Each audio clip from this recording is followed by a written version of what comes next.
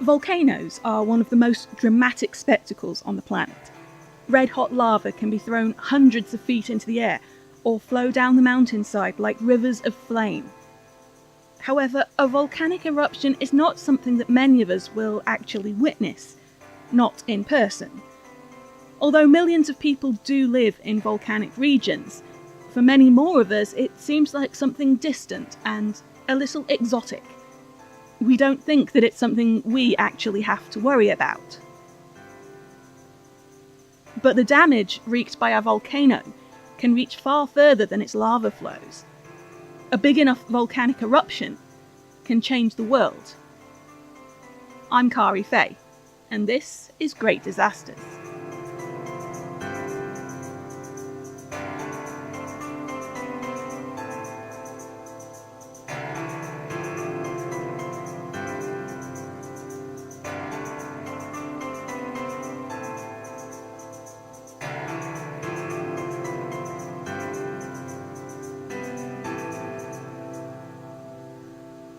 Before I continue, I'd like to thank you for listening and for supporting the show.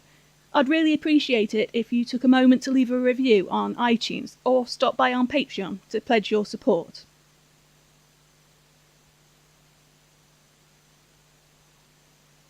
I had a dream, which was not all a dream.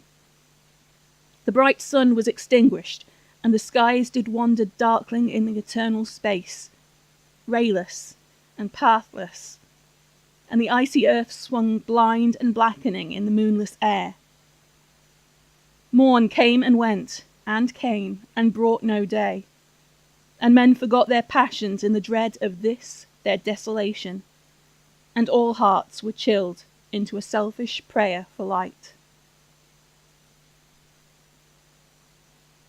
The poem Darkness by Lord Byron is incredibly dramatic and apocalyptic, but it isn't a work of pure imagination.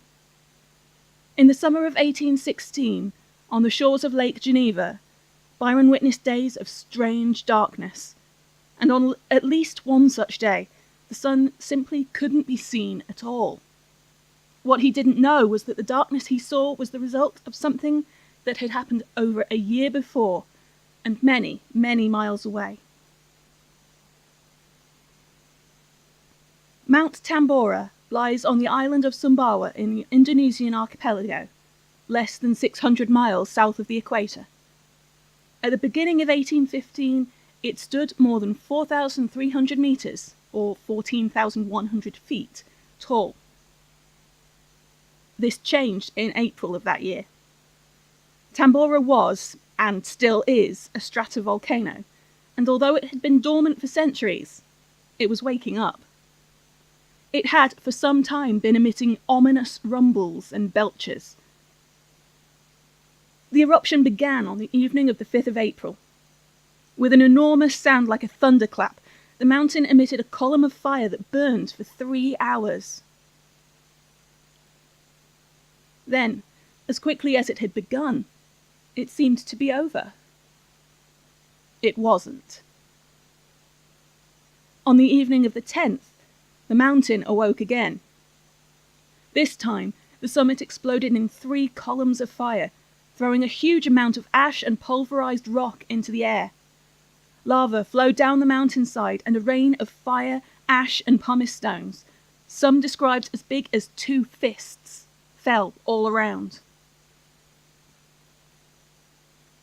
A native poet from Bima described the scene, just as Byron would later from his villa in Geneva. The mountain reverberated around us, as torrents of water mixed with ash fell from the sky. Children screamed and wept, and their mothers too, believing the world had been turned to burning ash. In the immediate area, the devastation was extensive. The villages on the Sangar Peninsula were no more. On the northern western slopes, around 10,000 people were estimated to have been consumed by fire, winds, and ash.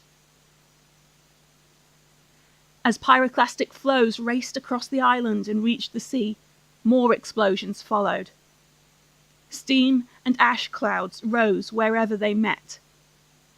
Huge tsunami waves hit the coast, washing away rice fields and surviving villages, and then, as the volcanic cone of Mount Tambora collapsed, the land beneath survivors' feet shook and sank.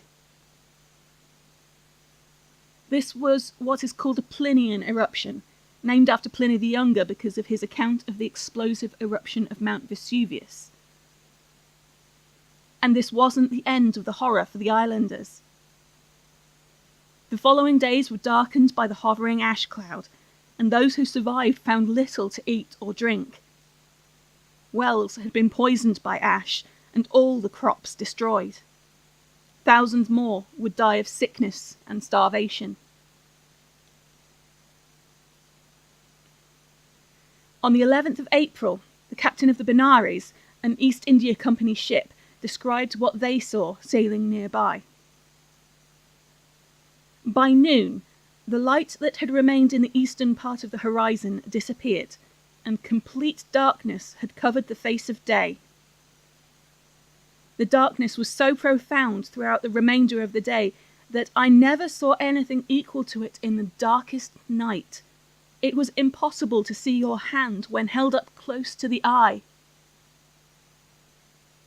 When they finally found daylight again, their ship looked very different. The masts, rigging decks, and every part being covered with falling matter, it had the appearance of a calcined pumice stone, nearly the colour of wood ashes. It lay in heaps of a foot in depth in many parts of the deck, and I am convinced several tons' weight were thrown overboard. Darkness fell upon an area some 600 kilometres in radius, and lasted for 2 days. Sumbawa and the neighbouring island Lombok were devastated. On Bali, ash covered the ground to a depth of 1/2 metre.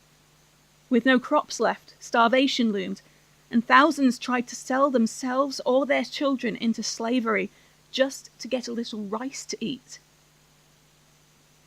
But even this last resort was not available to all. Stamford Raffles, the British governor of Java, had made the slave trade illegal in Batavia, now called Jakarta. His progressive action had unforeseen consequences. Parents who couldn't feed their children, and who couldn't bear to watch them suffer slow starvation, left their lifeless bodies on the beaches.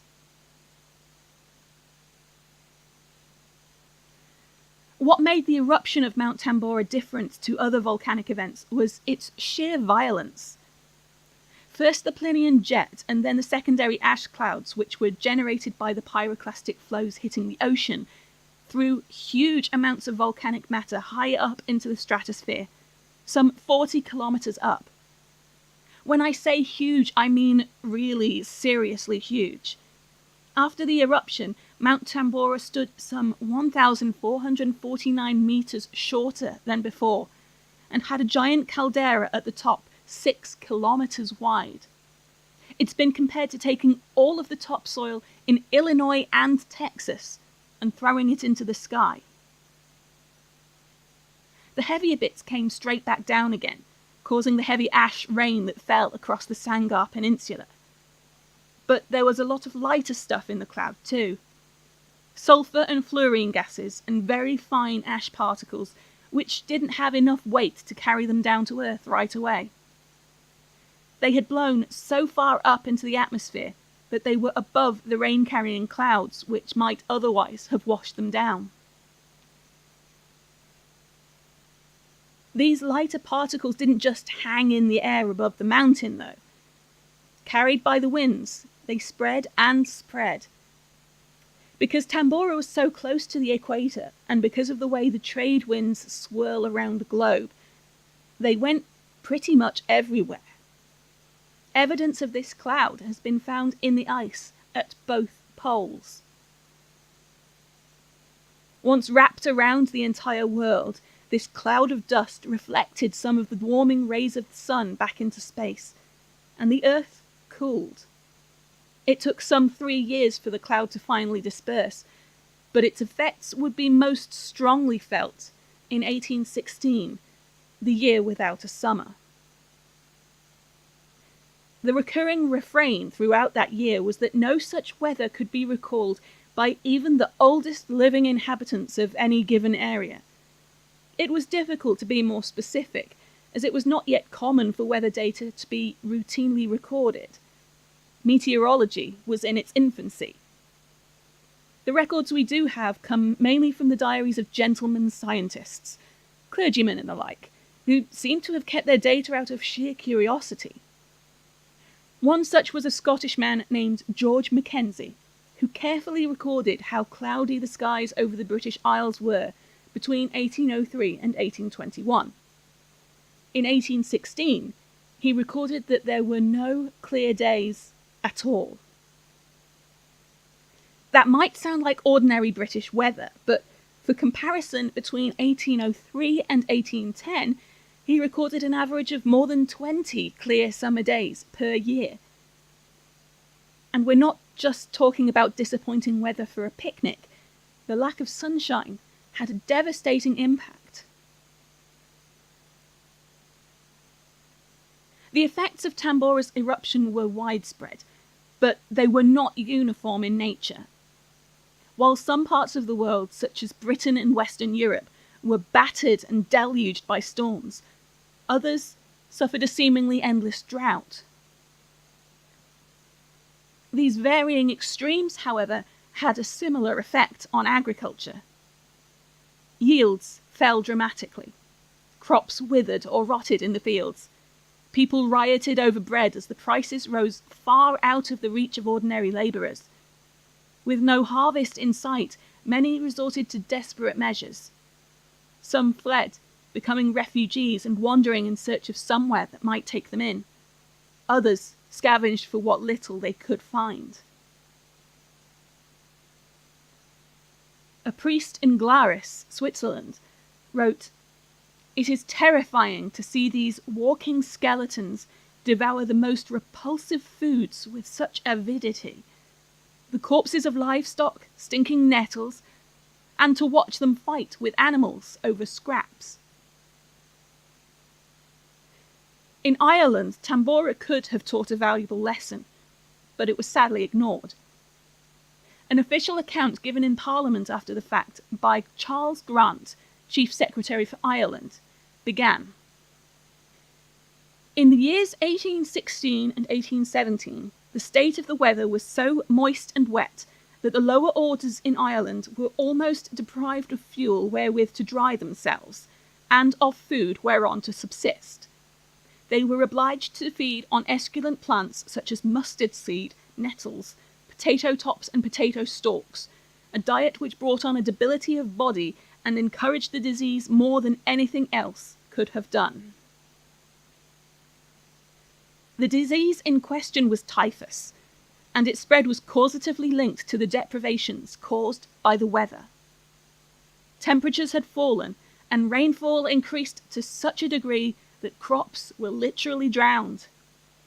In Drogheda, ducks were seen swimming in a field that was supposed to be growing oats and potatoes. The poor tenants of these lands had little relief, because their English landlords were far away, often in London, and simply didn't see their suffering. Left with nothing, they succumbed to the cold and damp, to their starvation diet, and wandered the countryside in rags, trying to find a town that would take them in. All too often, they found the doors barred. The failure of the harvests here could have led to introduction of measures to prevent such a famine in future, but it didn't. A little over 20 years later, Ireland would suffer again in the Great Famine, which drove many of those who didn't starve to death to flee to America. The States was not exempt from the effects of Tambora's eruption either. It became known as the year 1800 and froze to death because the climate was so harsh. Unseasonal frosts in June, July, and August put paid to any hopes of a decent harvest, and even the cotton harvest in the south was affected. This drove many to abandon their homes and head west for the new promised land of the frontier. Some made their way on foot, pushing all their worldly possessions in a handcart, in a desperate hope of starting a new life in new fertile lands. And the West was successful, sending crops back east to those in need and exporting them elsewhere at a great profit. However, this success would be short-lived. Once Tambora's dust cleared and European harvests recovered, the artificially inflated prices of American crops collapsed, leading to the country's first depression. The Chinese island of Hainan saw snow falling in the summer of 1815, then experienced such a severe winter that more than half of the forests there died. Summer frosts in Shanxi in 1817 killed the crops and drove many to flee the province. And in the southwest province of Yunnan, known as the land of eternal spring for its mild climate, bitter rains and plunging temperatures meant 3 growing seasons in a row failed. Again, it inspired a poetry of devastation, this time from the pen of Li Yuyang. The clouds like a dragon's breath on the mountains, winds howl, circling and swirling. The rain god shakes the stars, and the rain beats down on the world. An earthquake of rain. Water spilling from the eaves deafens me. People rush from falling houses in their thousands and tens of thousands, for the work of the rain is worse than the work of thieves. Bricks crack, walls fall. In an instant the house is gone. My child catches my coat and cries out. I am running in the muddy road, then back to rescue my money and grains from the ruins. What else to do? My loved ones must eat. There are no words for the bitterness of an empty September. The flood-drowned fields harvest 3 grains for every 10 of a good year. And from these 3 grains, meals and clothes till next September. And just as the people living in the shadow of Tambora had resorted to desperate measures, so did the people of Yunnan province. Another of Li Yuyang's poems. 300 copper coins for a bag of grain, 300 copper coins for 3 days of life. Where can the poor people find such money? They barter their sons and daughters on the streets. Still, they know the price of a son is not enough to pay for their hunger. And yet, to watch him die is worse. Many of the farmers in Yunnan gradually turned to another crop, one that became as good as money because of its export value, and which would grow in more inhospitable conditions than rice. But this crop wasn't grown for food.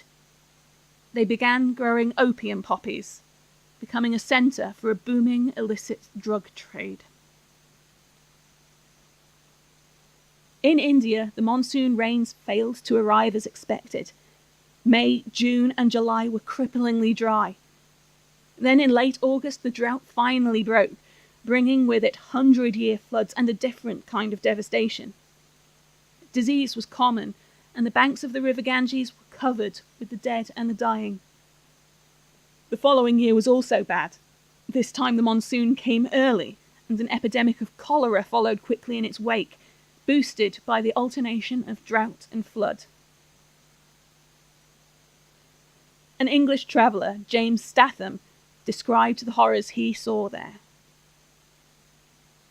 The dead and dying are all huddled together in a confused mass, and several fires are blazing at the same time, consuming the bodies of the more rich and noble who have just died, whilst the poor creatures who are expiring feel certain that in a few minutes their bodies must share the same fate, or be hurled into the flowing stream, to become the prey of waiting alligators, or, what is worse, to be left on the beach, a prey to jackals and vultures, which infest the spot. Fresh arrivals every hour multiply the misery, as groans and cries increase. Tambora's eruption also acted as the trigger for another disaster, one that wouldn't actually happen for some years. A memo from a Royal Society Council meeting in November 1817 attributes these words to Sir Joseph Banks. A considerable change of climate, inexplicable at present to us, must have taken place in the circumpolar regions, by which the severity of the cold that has for centuries past enclosed the seas in the high northern latitudes in an impenetrable barrier of ice has been, during the last 2 years, greatly abated. This affords ample proof that new sources of warmth have been opened, and gives us leave to hope that the Arctic seas may at this time be more accessible than they have been for centuries past, and that discoveries may now be made in them, not only interesting to the advancement of science, but also to the future intercourse of mankind and the commerce of distant nations. In short, the Arctic ice was melting, and hopes of finding a northwest passage through to the Pacific, bypassing the arduous route around South America, had arisen.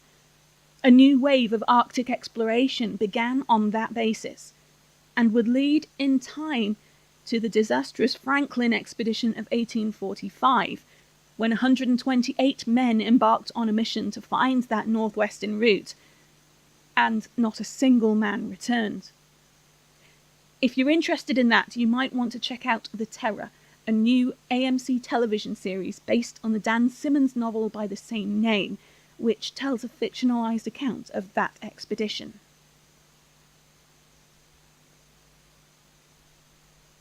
Amidst all this disaster and devastation, though, there was also creation and beauty.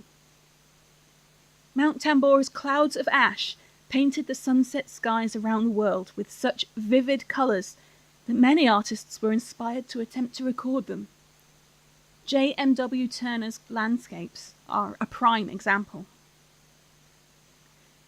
And to return to Geneva, where I began with Lord Byron, he was not the only one inspired by those dark and doom-laden stormy nights. On one famous occasion, he and his companions, trapped inside by the weather, turned to telling ghost stories, and then to creating their own. From the tales they spun on that night, John Polidori created The Vampire, which in turn served as inspiration for Bram Stoker's Dracula. And the young Mary Godwin, later Mary Shelley, created Frankenstein.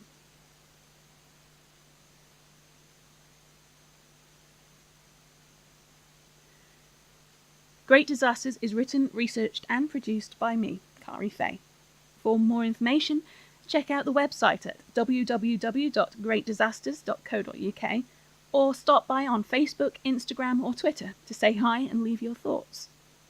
You can also become a Patreon and earn unique rewards, including access to exclusive content like my mini episode on the Cavan Orphanage fire at patreon.com/greatdisasters. Thanks for listening and stay safe.